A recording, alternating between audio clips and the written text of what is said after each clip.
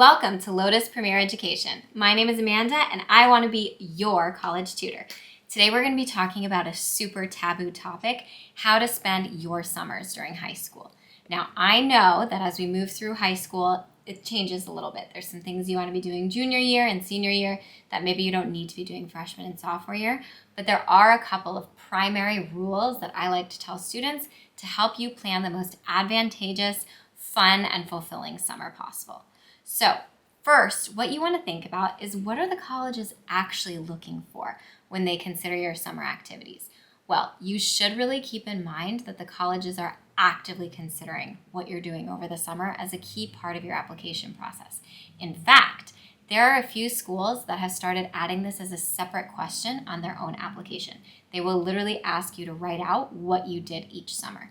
So you want to make sure that at the very least you have one or two really key points that are going to distinguish you from the rest of the applicant pool. So the question is, how do we do that? Well, the first place to start is by understanding what your narrative is. We have a whole other video on narratives. Feel free to check it out on our page. But in the meantime, if you don't know what your narrative is, it's very hard to build summer activities around it. So first, figure out who you are and what you want to say to colleges. Then you want to think about each summer in sort of three separate buckets. The first bucket is the academic bucket. So this is something that you can be doing to really fulfill your academic narrative outside of school. The one thing you want to keep in mind about this bucket is you should fill it up enough, but don't spend all of your energy here because you are in school for the rest of the year. So colleges want to see other things that you do during your free time. You should think about the academic bucket as sort of a check mark. Did you do something that fulfills it? And then we kind of move on. One thing that would be considered as part of your academic bucket would be a MOOC, a massive open online course that you can enroll in to pursue one of your academic interests. This really supports your narrative because it's showing that you're going outside of your school curriculum to find more knowledge on something that fulfills you. The second bucket is the pre-professional bucket. And this is where I encourage students to try to find a shadow experience, an internship, something that really shows that you are serious about what you say you want to study and what you say you want to do. Now, internships do not have to be long, extended processes. There are a lot of students that really need to work over the summer to make extra income and support their families.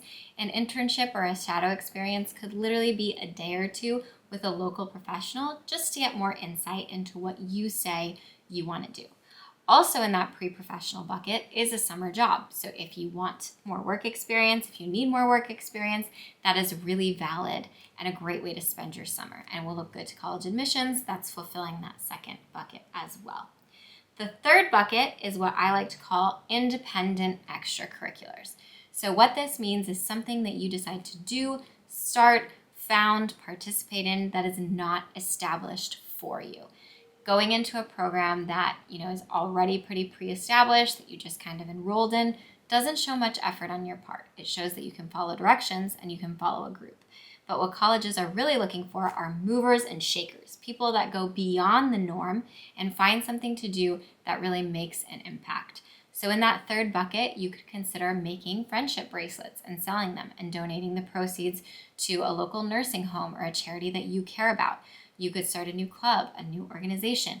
You could reach out to professors and maybe work on a paper with one of them.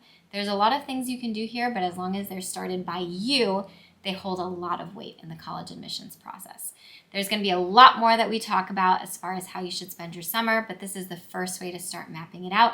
If you found this video helpful, please give us some comments below if you have other questions, and don't forget to follow Lotus Premier Education for more advice on how to take the college process into your own hands. Thanks for joining us.